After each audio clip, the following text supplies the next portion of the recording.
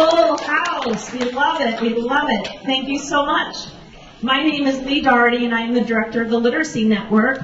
Some of you know us very well. We have board members here. We have staff members. We have LitNet learners that are here. We have donors.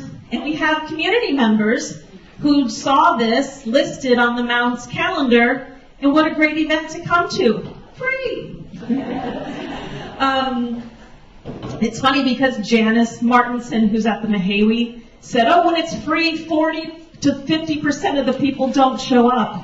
Not true. Not for this event. Glad to have you all here. This is our second annual Moss-style storytelling event. We have 5 LitNet learners who are going to take to the stage tonight. For those of you who don't know, the Literacy Network was founded in 1991 to help people in our community learn to read. That was the original intention. In the 90s, mid-90s, it was determined, it was found, it was discovered that immigrants were moving to our county that needed help learning to speak English. So the board at Literacy Network said, is that us? Is that our job? Do we do that? No, it's not. Yes, it is. No, it's not. And here we are in our 35th year? 34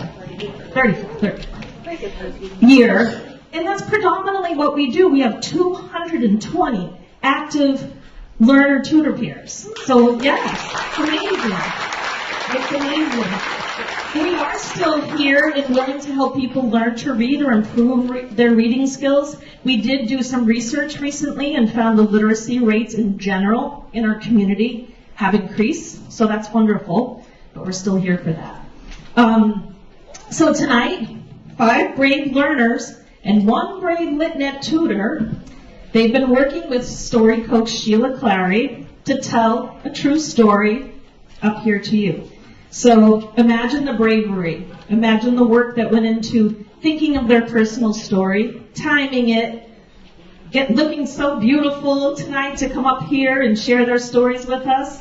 So we're delighted to do that. At the end, when our storytellers have finished, we'll invite you into these doors beyond to have a reception with us. I just wanted to say one more thing and then hand it over to Sheila, our story coach. The Mount has been, they are amazing community partners. They've been so generous. We're so delighted to partner with them on this event. They've offered this space for free. They're hosting our reception this evening. Couldn't be more generous. So shout out to them.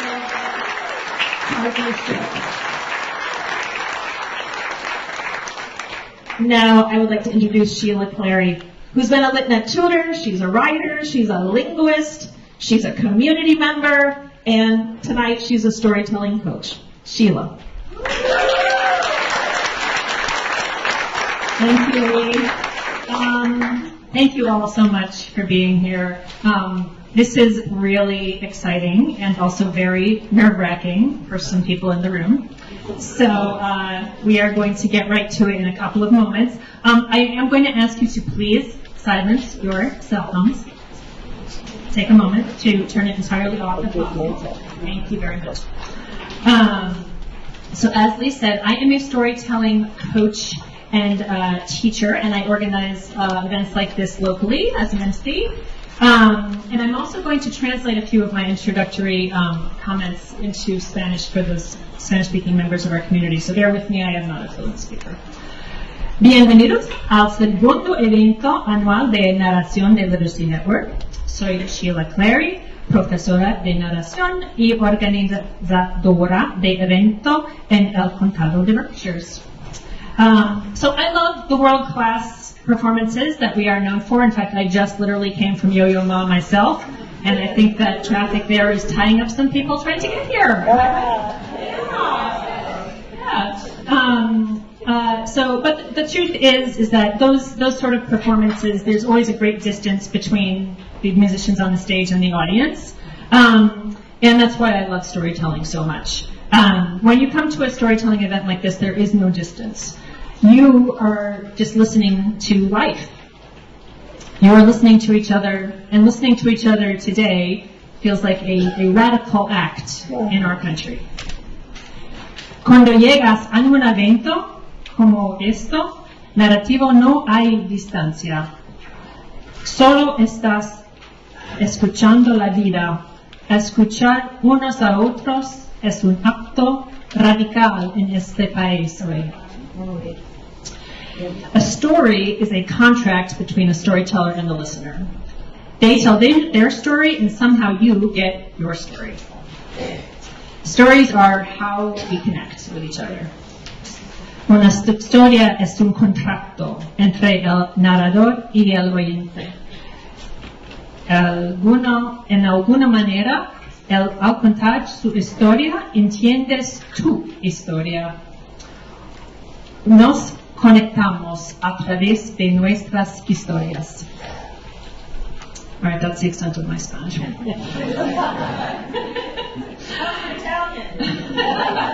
tone is much better. All right, so a bit about our classes. We have been meeting since the end of April. We had 8 classes together, and then in July we worked one-on-one to narrow down stories. So the theme of this event is what this place makes me, but you will notice that that has been interpreted very broadly, as any story will. As Flynn Ray O'Connor once said, the more you look at a thing, the more of the world you see in that one thing. So when you look at one place, the more of the world you see in it. And so our worlds expanded as we thought about that, and everyone has a very particular kind of story. We are very nervous, and I want to just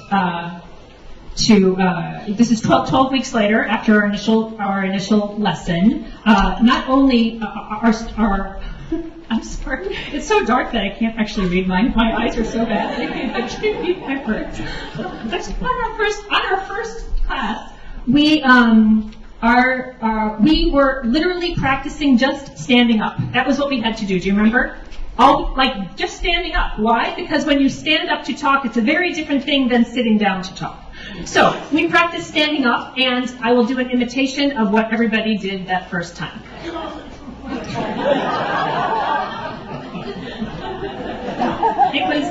Yes, they know it is true. It was as though it was like a 5th grade class. So now you will see 12 weeks later how broadly people are standing up, how courageously they are standing up. They are speaking in not their first language, they are speaking in their 2nd, 3rd, 4th language to tell this true story that they have worked for 12 weeks to hone into a diamond. So I want you I know all of you recognize how courageous that is, and you'll give everybody very, very warm support. I know that. So I'm going to welcome up the very first storyteller today. We are not going to go in the order that's in here necessarily, so I'm just going to jump around. My first one that I am introducing, Reina Esperanza, was born in El Salvador.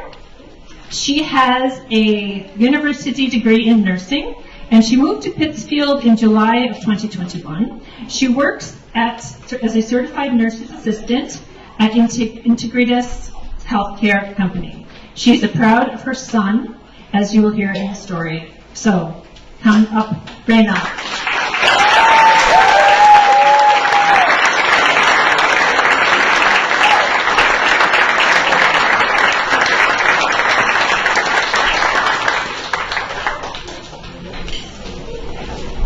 Hello everyone, thank you for coming. I'm from El Salvador. I was born in a beautiful town. You listen to me? Yeah. Thank you. I'm nervous, you know. I'm from El Salvador. I was born in San Vicente, a beautiful town surrounded by mountains and cathedrals, pre-Columbian architecture. It's a beautiful town, like the birches. I love the birches. When I come in here, I love the people and these mountains. Well, my town is less than 1 hour from the Pacific coast. I love the sand. I love swimming in the water, and the water is warm. The warm water is beautiful when you stay all day and you don't feel nothing. Maybe I miss a lot because here is short moment and stay in the water and go out because I can't play school.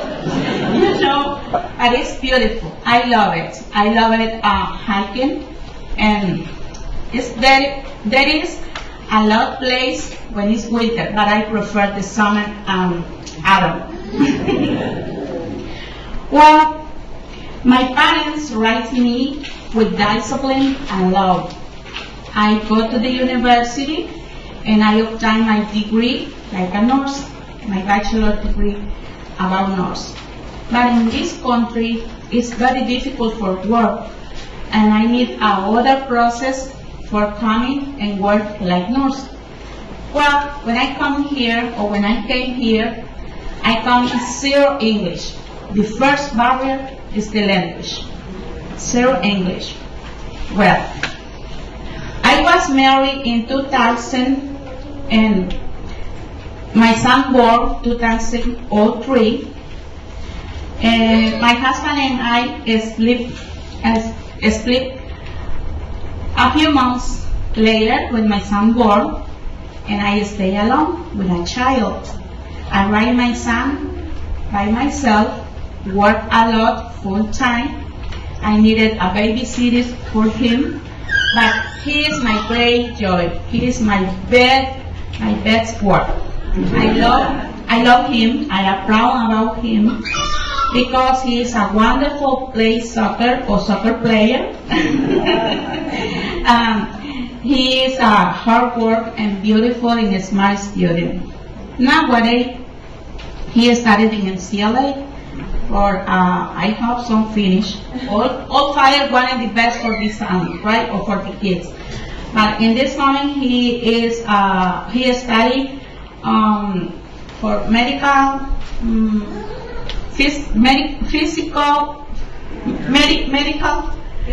physical therapy, right? I'm sorry.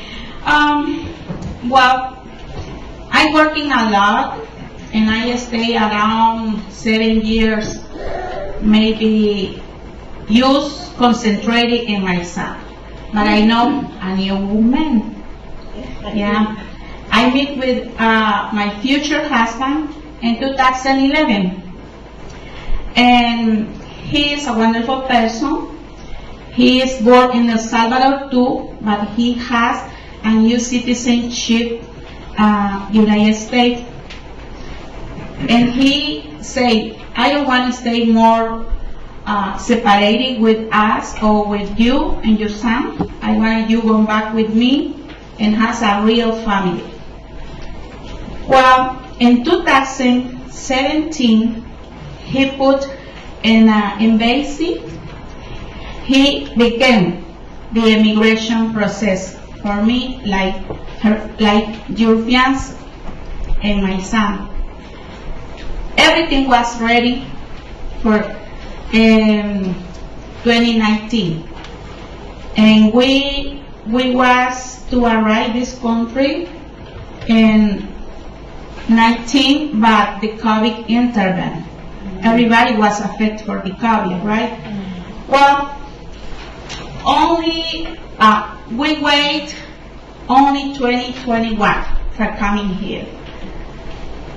Everything was good. I arrived in July in this country, but I begin the zero. No joy, or no job,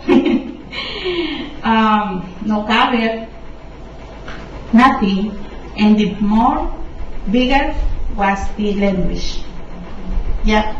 Well, go ahead, move it, right? Begin to study, take a class, bring with me the title about degree, nursing degree, but the first moment say, yeah, you have, but you needed English, and you needed make other process, and you discover, and you don't make nothing. I'm sorry.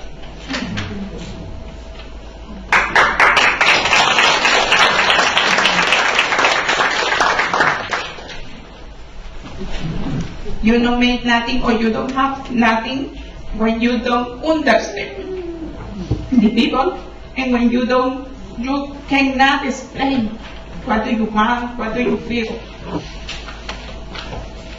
But I am lucky. In my long way, I found wonderful people, and all time help me. And new day or day by day, I knowledge this person and say, Reina, you can do it. You raise your son alone. You stay here. You have a family again. Well, I married again in July. I was 14. And my husband is wonderful. She motivated for go to the school. I come back in the school and obtain my GED again.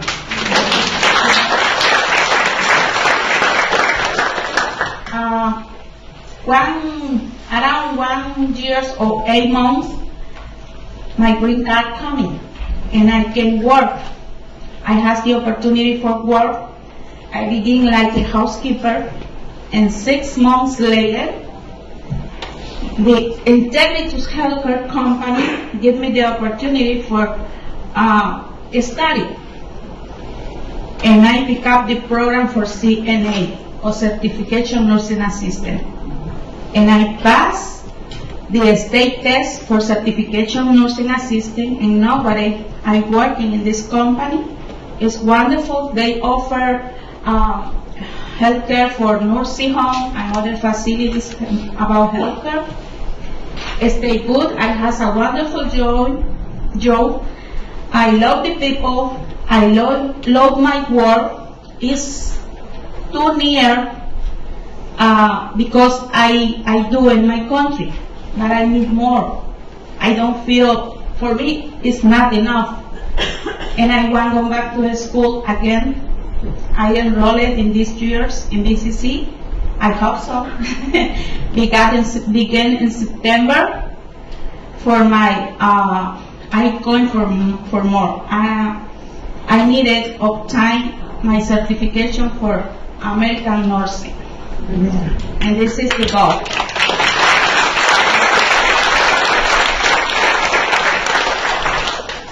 When coming here, I don't have nothing.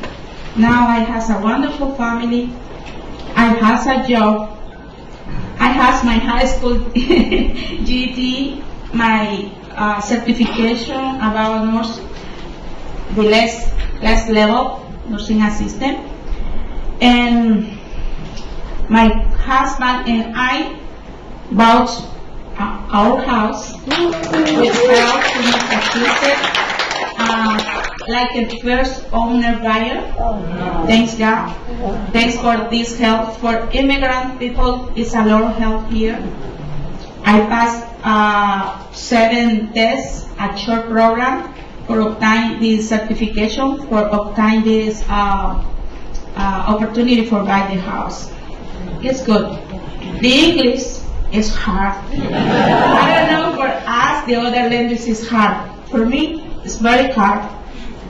I cry sometimes, I feel frustrated. But I am lucky.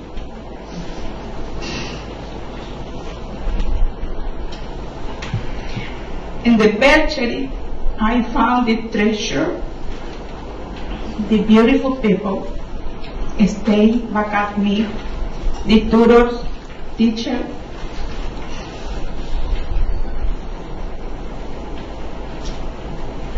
All time push me to move on or go ahead. It's very important when the people coming for first time or visit different countries.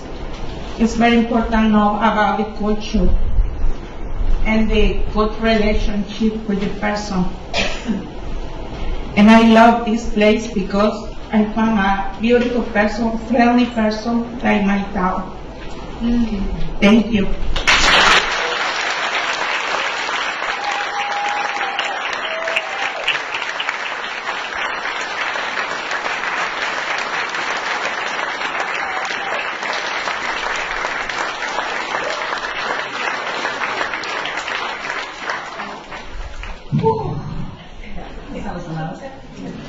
Thank you so much, Reina.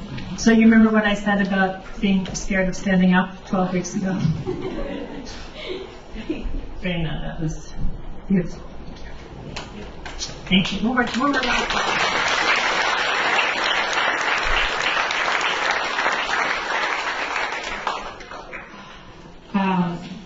Our next storyteller is not a learner, she is a tutor. But as you will hear, she also has an immigrant story to tell. Myra Rodriguez was born in Miami to migrant Puerto Rican parents and moved to the Berkshires 10 years ago. She is a tutor and lives with her rescue dogs, wife, and son in Monterey. And she has lived in Florida, Connecticut, Puerto Rico, and New York. She's a retired New York City teacher and an advocate. She loves to cook, read, collage, and meet new people. And I'm going to welcome Myra up to the stage.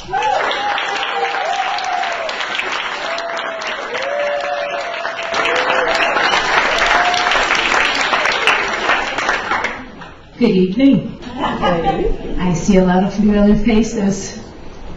Thank you all for coming. I'm still kind of like processing your energy. Before I begin my story, I need to tell you a little background about my family. My father and my mother met in the mid-1950s and ended up marrying and leaving Puerto Rico to make a better life.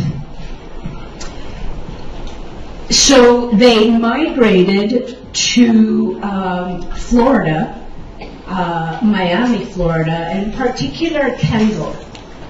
And there we were living on a farm. The entire family was living on the farm.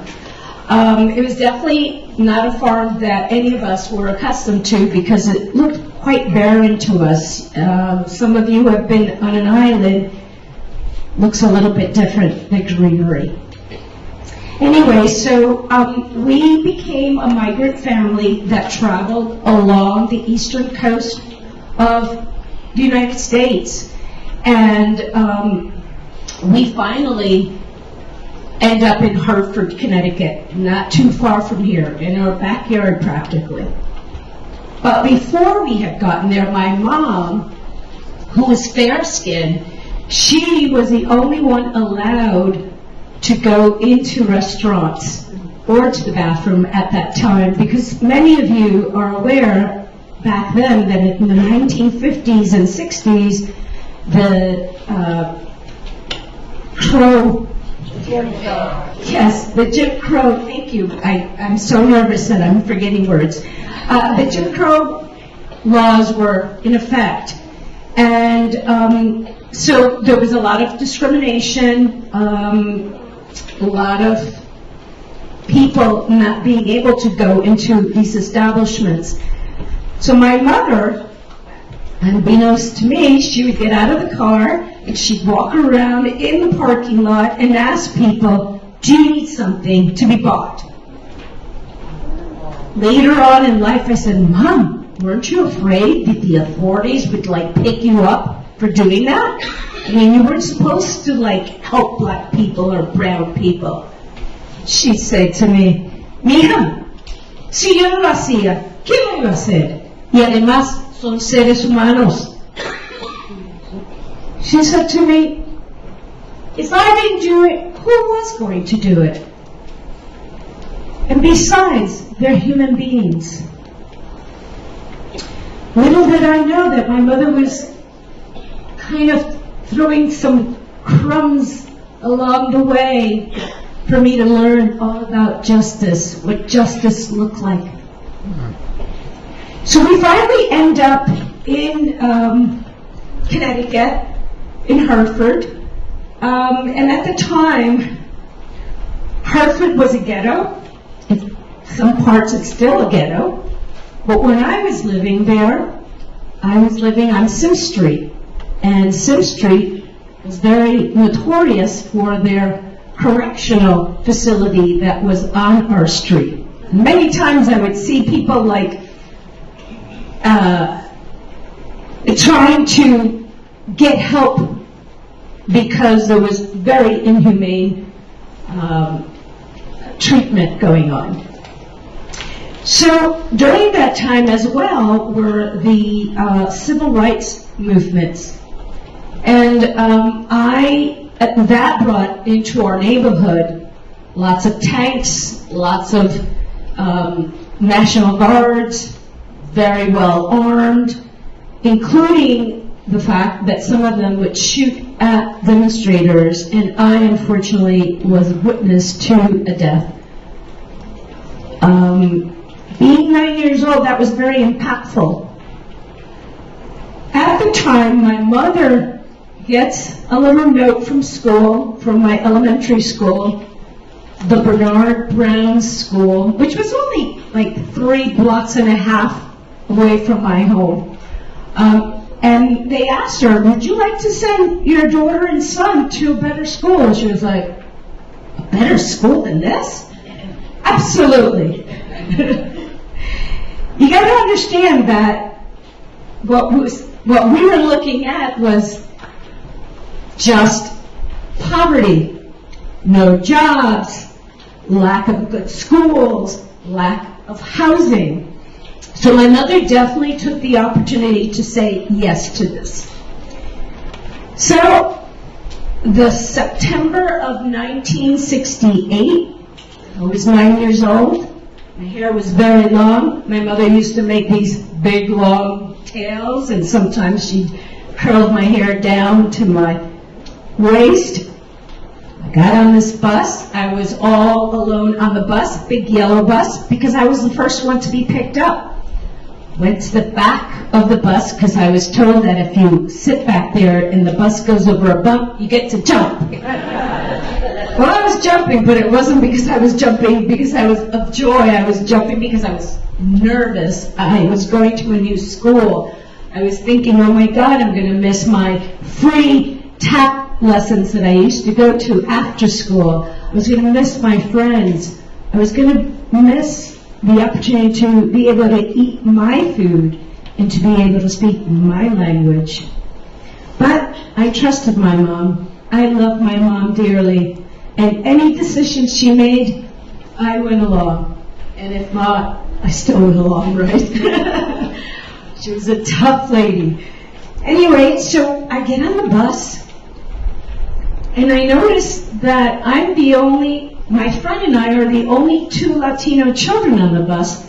And there's a handful of black children also being bused to an all-white school in Farmington, Connecticut.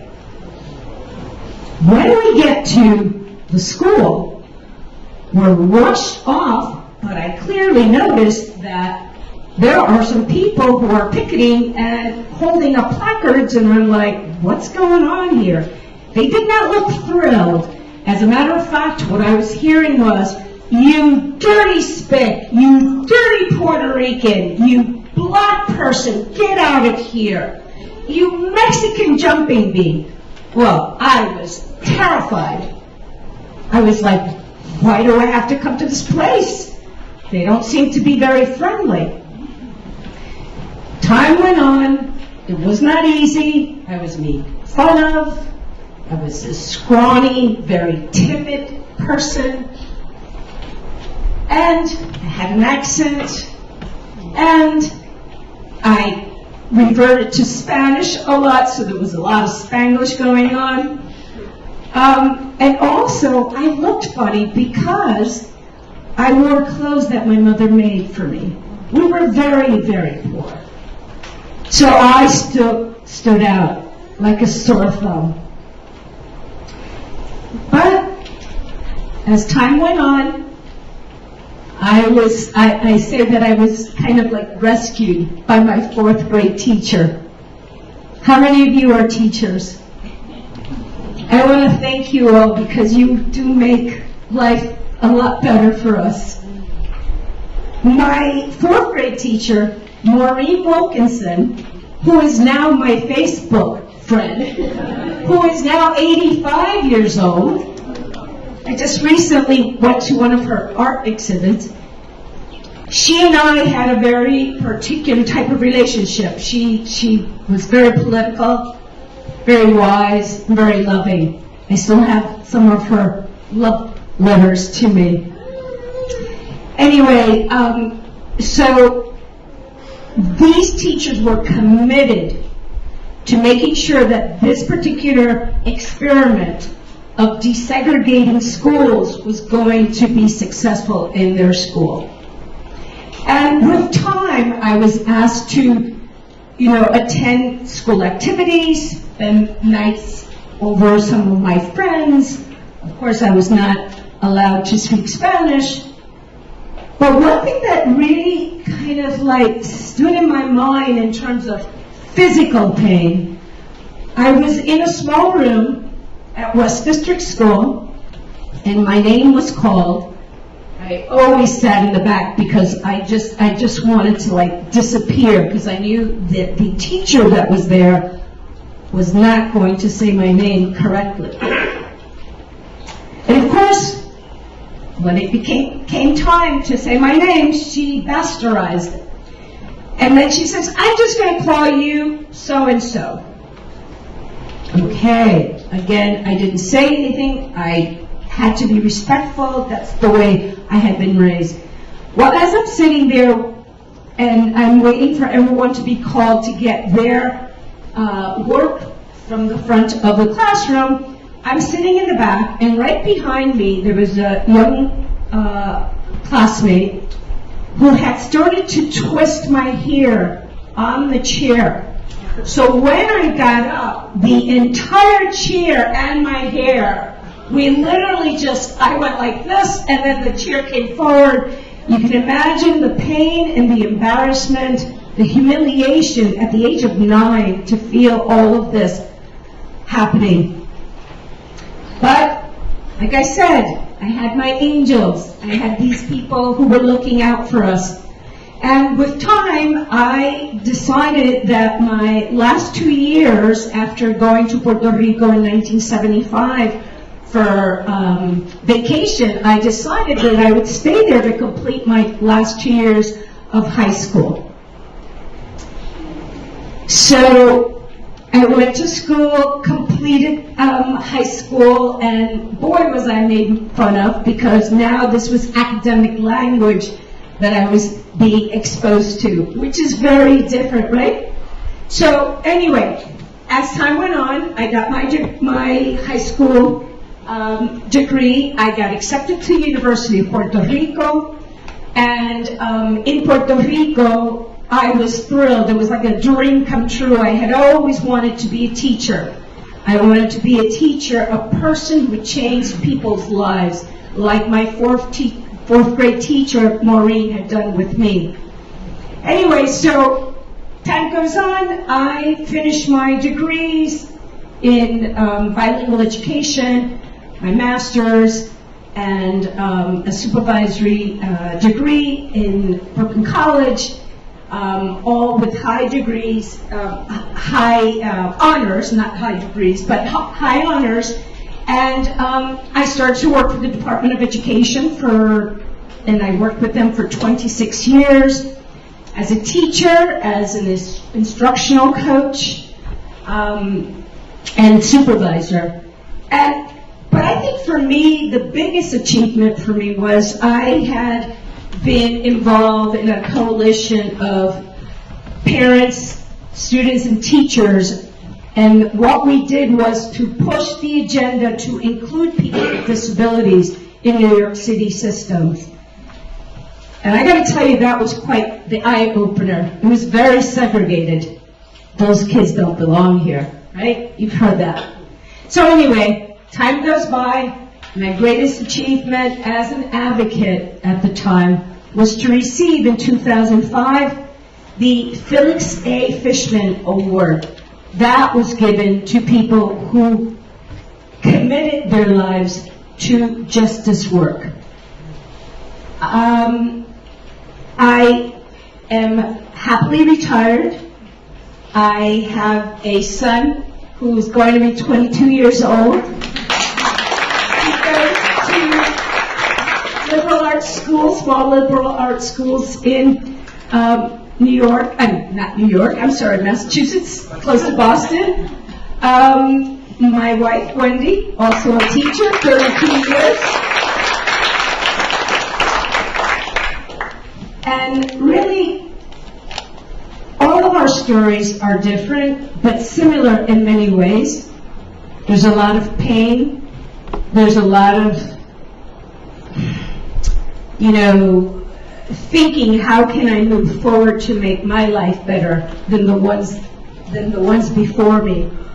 And more than ever, I hope that my son and others will have the opportunity, as I did, to move forward.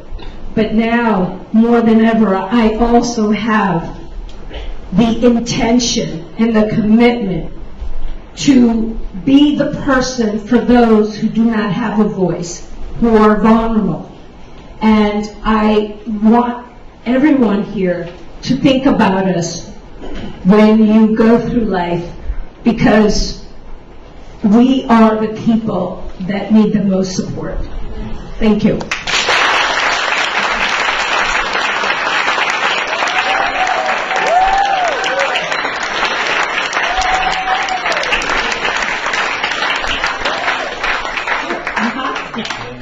Thank you, Myra.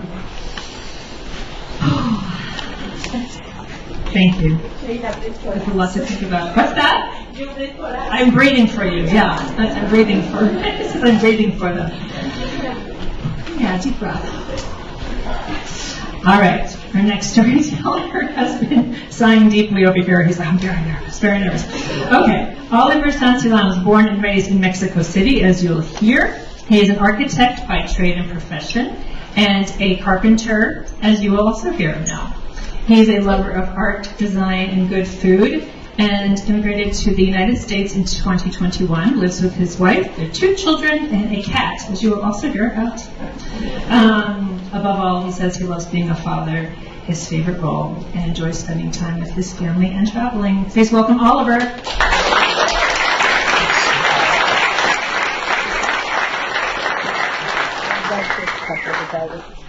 Thank you, Sheila. Thank you, everyone, for coming. I'm going to tell you a story, my story of how I got here. It was 2020. I was living in a beautiful, chaotic, and always sorry, I'm nervous. Thank you. I was living in a beautiful, chaotic, and always vibrant Mexico City, in a very central neighborhood called Colonia Roma. If someone knew the place, you know what I mean.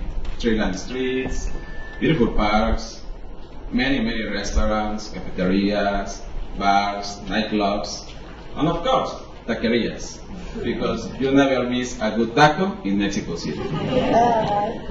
I was living with my beautiful wife, Stephanie, and my little boy, Leo, and a cat. Yes. She came with my wife when I get married with her. The cat and I had a complicated relationship. Anyway, everything was going well. I'm an architect by profession. I was doing what I love, designing spaces, proposing ideas.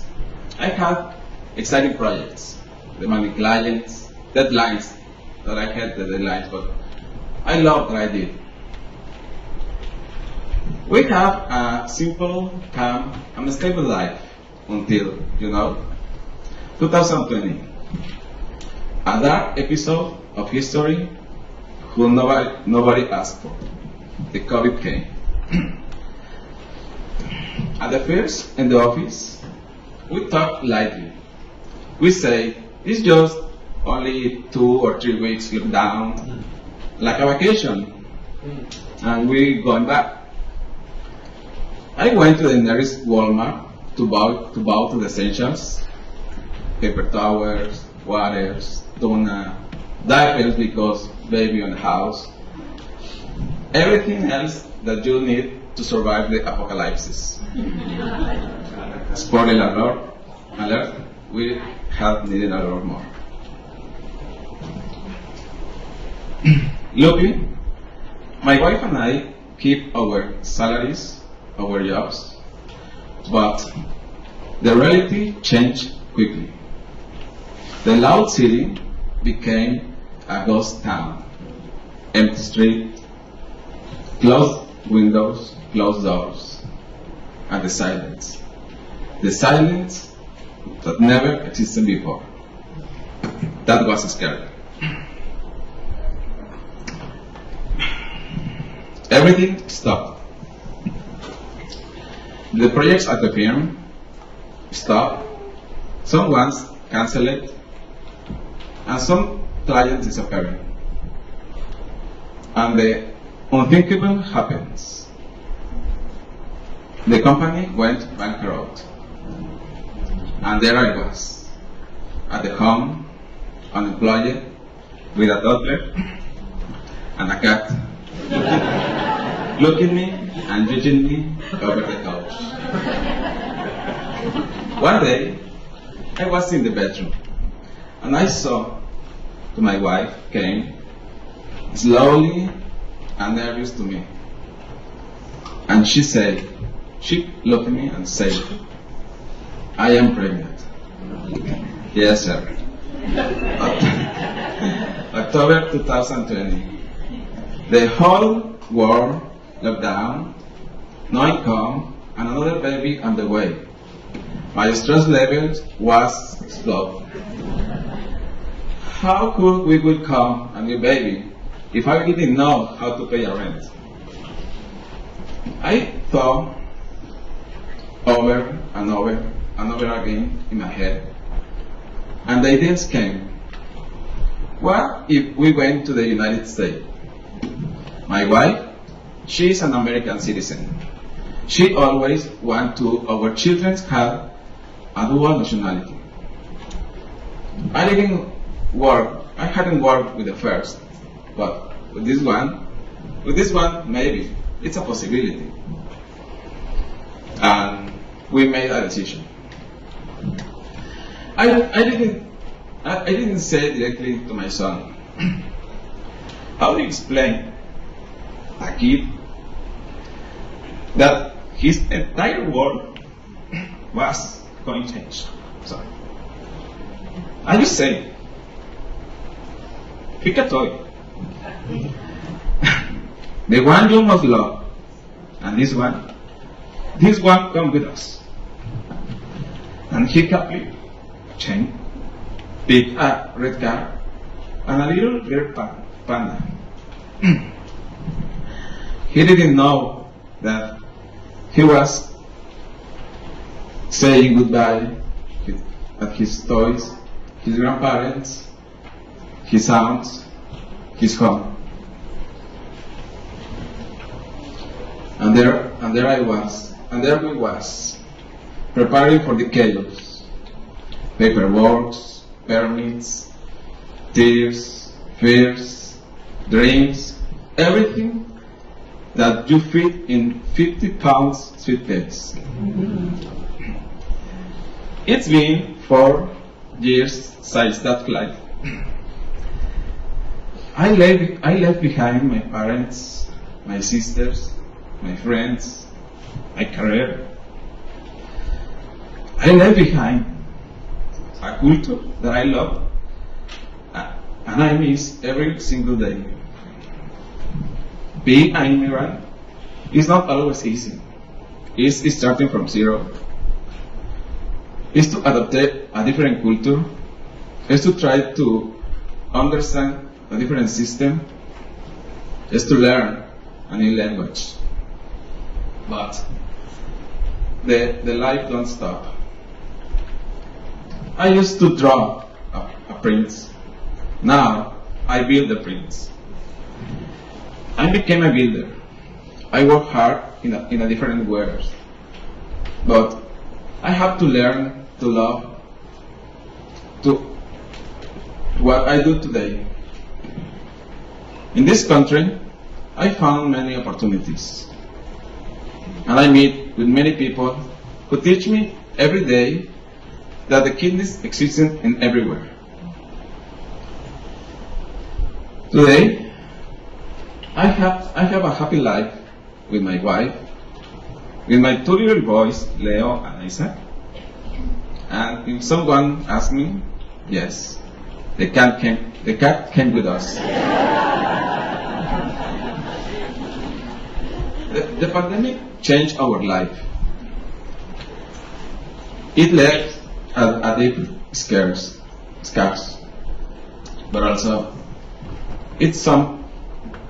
taught some powerful.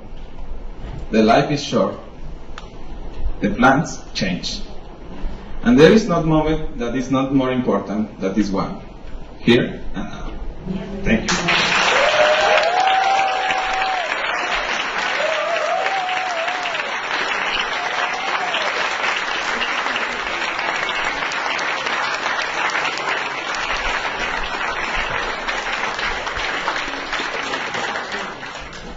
Thank you so much, Oliver. That was wonderful.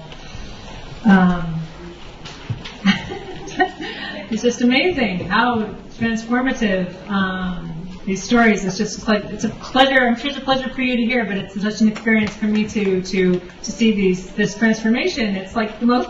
Everybody should teach storytelling. It's the most hopeful thing I've ever done in my life. Okay. All right. Another deep breath. All right, our next storyteller, is very nervous because she's been sitting up next to me doing this with her foot the whole time. So, I think I will skip the introduction for Laura Sierra because she will just introduce herself, don't you think? She is from Bogota, Colombia, and she's going to be telling a story about her experiences in Bogota, Colombia. And as you will see, she's a very impressive young woman. Laura!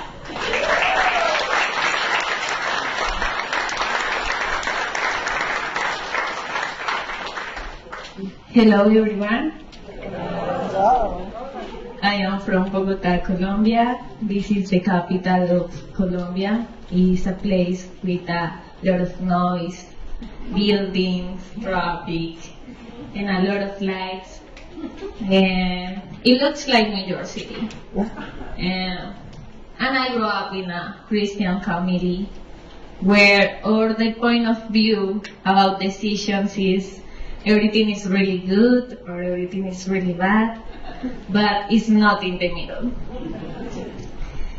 And I was the lady of the house. I was really spoiled. But when I started studying the university, my point of view started to change about the life, about the people, about everything. And I took one of the most difficult decisions for my parents, but one of the most important decisions for myself. I moved from the city where I was living. I moved to Popayan. Popayan is in the south of Colombia. And it's a place where there are the majority of the indigenous people. It's in the south of the country, is where all the roots of narco-traffic are. In my country, is something that is really sad, but it is happening right now. And I moved to this dangerous place, but so lovely place, with all these indigenous people. The name is Sylvia. It has a lot of rivers. It's between all the mountains. Right now that I'm here, I think that is really similar to Sylvia. And I was feeling in love with the mountains. I feel that the mountains hug me. And these people look completely different to me. They were a little bit darker skinned than me. They were completely different. They wear long skirts, long black skirts, panchos, and big panchos. I was thinking that this is too heavy for me, but they were wearing that in that place with different kind of lines. I didn't know that the colors have a meaning for them. For them, the meaning of this color is how the earth, the sky, and the planet have a connection with them. And I was a teacher in that place. I was a math teacher. But around the city, the people have they are a little bit racist against to the indigenous people in my country. And when I moved there, I was having a lot of impressions before, thinking about that, and I was thinking probably they are really good or they are really bad. I grew up in a family where everything is not in the middle. And they were really nice people.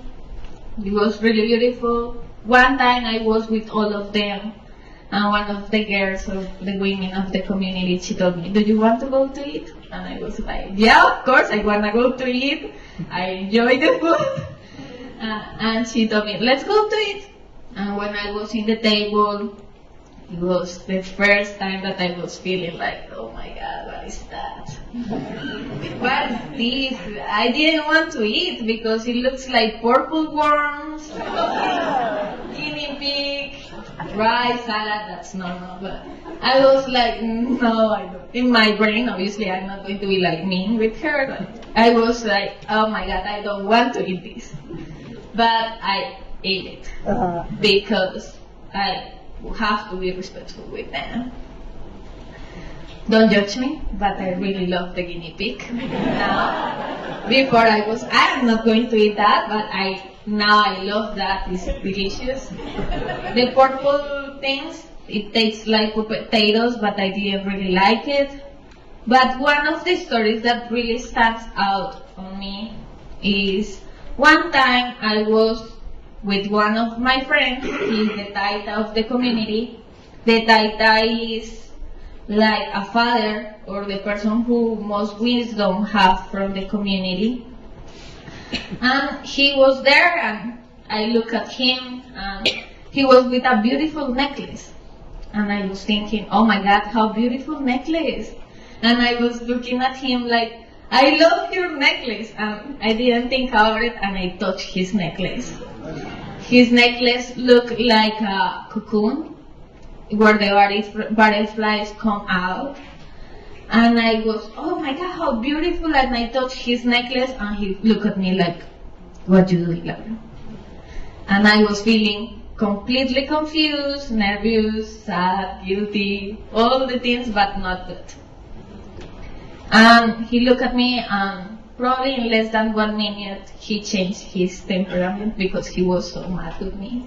But then he looked at me with these eyes of love and he told me, you can't do that. You cannot do that. And I was like, why? It's weird, just a necklace. But he explained me something like, this necklace, they chew the coca in these communities and they make a prayer to God for trying that these places are going to be good and without danger. And I didn't understand that in that moment really good.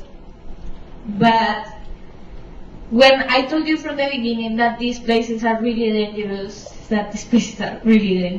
you can listen how the military walk around the houses, and you can listen how the bombs probably are really close to the place where I was. And he explained me, we pray to God that we are going to be good. And in that moment I feel that everything changed on me, because I grew up in a family where I have everything. I grew up in a family where they teach me what is respect. But what is the real meaning of respect? The real meaning of respect is not just say, that's good what they are doing. The real meaning of respect is being without being judgmental with the people. That day, my life changed. That day, my life changed because I was in a bubble in the city. I was completely fine. I was without danger. I was without anything happening around me. I was with food if I want. I was with everything. But these people know. They have to every day work for something that they want. They have to pray to God every day for being without danger. And every day think about, like, if you are going to get up and if you are going to have your family next to you, if you are going to have your daughter or your son next to you, is something really hard. But they are thinking every day if they are going to have the next day for them. And they don't know that. They don't know if tomorrow is going to be a day or no. And after that, I really understand that it doesn't matter how much knowledge, how many books you read, how many, I don't know, bachelor's degrees you have. The reality in these towns, in these places, is really different. Right. And being next to them, I understand the real meaning of life and the real thing and how grateful I am where I am or what I am doing. Because the life, you don't know if tomorrow you are going to have it or not. Thank you.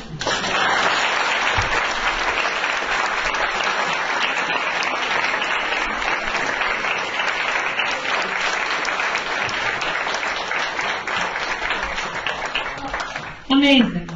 Amazing, amazing. Another round, please, for Laura.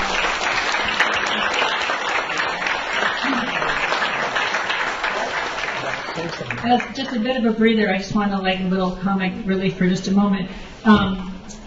My students and I know that each of them had special words and for their story, that, like, central words, right? Some words you can just leave out and everybody understands. Some words are very important. So Laura's very important word was cocoon. That was a very important one. But the first time, how did it sound the first time you said it? I don't know. Cocoa or something. Yeah, so we had fun with words. You have fun with words when you're learning a second or a third language. So cocoon, actually, perfect.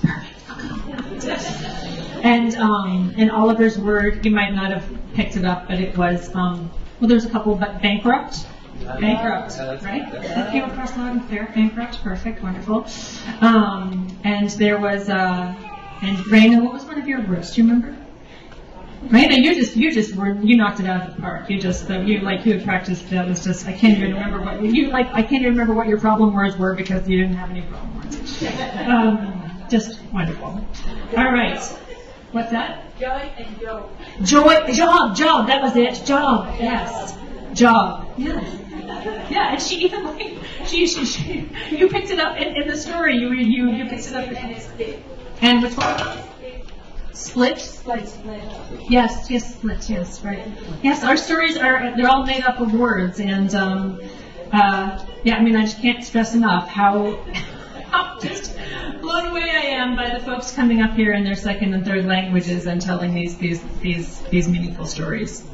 Okay, our next storyteller has quite a love story for you, and I am going to let her primarily introduce herself as well.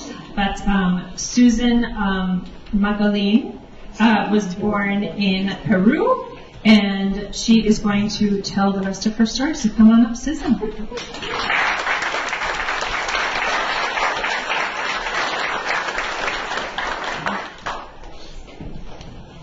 Hi everyone. I name my story, it's my childhood. I grew up in a small town called Limabamba in Amazonas, Peru. This is a small town, and when I got there, I was only 1 year old. My parents came with me and two older sisters, 2 and 3 years old, from a big city to the town. After me, my parents had 3 more kids. We are 8 in total. I was lucky because my family was the biggest in town. Who has 5 siblings in this in this room. Oh, not a lot of people. So I was so happy having the biggest family.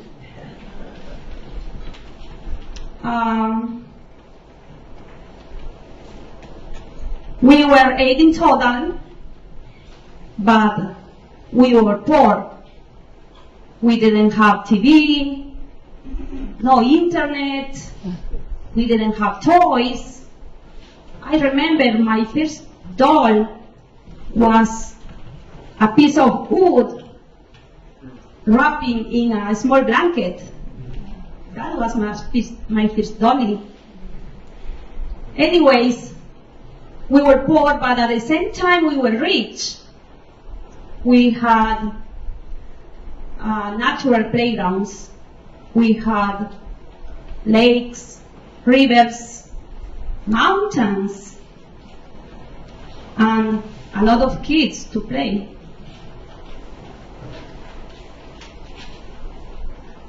I remember all the kids on Sundays. We used to go to Mass with my parents and 5 of my siblings. We used to meet at the unique playground to play the lobo, the wolf. It's an old game that we used to play. The wolf goes, let's play in the forest while the wolf is here, wolf is here. Wolf, what are you doing? And all the kids make a circle, like round and around, singing that song, and the wolf answers, I'm getting up. And the kids goes, let's play in the forest while the wolf is here, wolf is here. Wolf, what are you doing? And the same questions until the wolf answers, I'm getting ready to eat you. And all the kids start run and run, and the wolf goes fast behind the kids to try to take one to take to his den.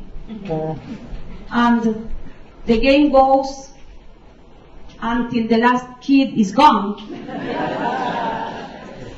All the kids love this game. It was my favorite too. But I want to sing in Spanish. Juguemos en el bosque mientras el lobo está, lobo, ¿qué estás haciendo? And the wolf answers the question really fast because he wanted to catch one kid. And this game was the best I remember when I was a child.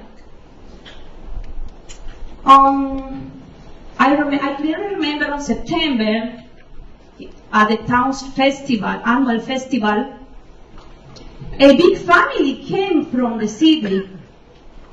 There were the parents with 8 kids around them. Oh my God. At that time I realized that there are families bigger than mine. Oh, the Olin family was the biggest. And one of the boys had a beautiful, beautiful blue eyes, like his father. Oh, I was so captivated. I needed those eyes. And he was skinny, dark skin with the blue, beautiful blue eyes.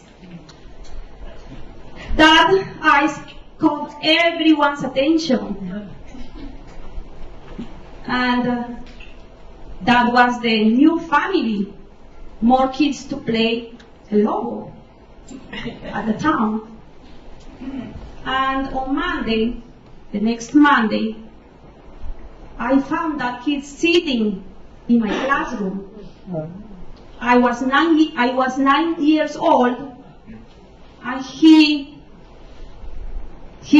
we enjoyed together the same class, the same teacher, and the same friends. Obviously, the same place. We enjoyed together for a couple years until my parents decided to move from the town to a big city. I felt so sad because I didn't want to move. I was feeling like I'm going to lose my house. I didn't want to lose my friends. I didn't want to lose my childhood. I didn't want to lose my best friend. But I guess we need to follow our parents. If they decided to move, we need to go with them. So we left the town. I didn't want to say goodbye, but that sad moment happened. And I lost my best friend, and we went far, like 5 hours far away by bus. I never went back to my town. So our lives took different directions. And when I was 27 years old, I moved to another country. I was the only one from my five siblings who left, and I always thought about my family, looking for new opportunities and a better job to support my family. And I went to Madrid, Spain. I lived there for 12 years until I came to the Berkshires in 2018. Oh, it was a big change from a big city to the town. But inside of me, I felt like I would find a beautiful and quiet place to live, and I like it. And I felt something is going to happen in this town. I didn't know what, but I had that feeling. And after 4 years, that magic moment happened. I found my best friend again after 35 years in this place, in this town. I remember one night, the Latin festival party. I found him and we danced together. Well, we rekindled our friendship, but was different. Was stronger. Another feelings. He was alone. He was single. I was alone. And God did his part. And Cupid did his job. Now we are married.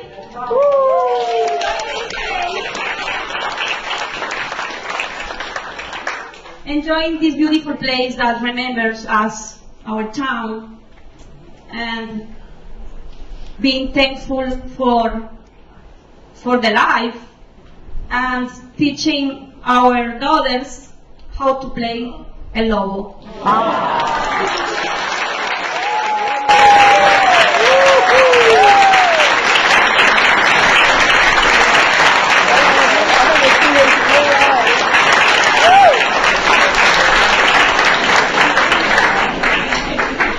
I told you Susan had a great love story.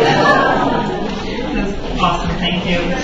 And that is going to be our final story of the evening, because unfortunately our sixth storyteller is not able to make it tonight, so Falonte Charles is not here.